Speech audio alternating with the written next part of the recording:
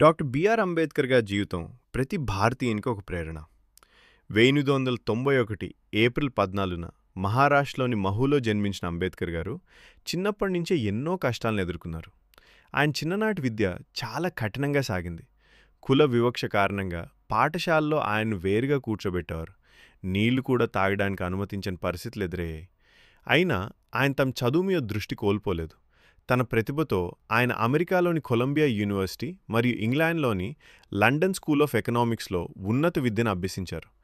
ప్రపంచ స్థాయి విద్యను పొందిన ఆయన తిరిగి భారతదేశానికి వచ్చి సమాజ సేవకు అంకితమయ్యారు. అంబేద్కర్ గారు కేవలం ఒక న్యాయవాది మాత్రమే కాదు, ఒక గొప్ప సామాజిక సంస్కర్త కూడా. ఆయన అణగారిన వర్గాల హక్కుల కోసం నిరంతరం పోరాడారు. సమానత్వం, న్యాయం కోసం ఆయన చేసిన కృషి అపారమైనది. భారత రాజ్యాంగ రూపకల్పనలో అంబేద్కర్ గారి పాత్ర ఎంతో కీలకం. భారతదేశానికి ఒక బలమైన సమానత్వాన్ని ప్రతిబింబించే రాజ్యాంగాన్ని అందించారు. అందుకే ఆయన్ను భారత రాజ్యాంగ శిల్పి అని పిలుస్తారు. ఆయన జీవితంలో ఒక ముఖ్యమైన సందేశం ఏంటంటే విద్యే శక్తి. చదువు ద్వారానే మన జీవితం మారుతుంది అని ఆయన నమ్మకం. 1956లో అంబేద్కర్ గారు పరమపదించారు. కానీ ఆయన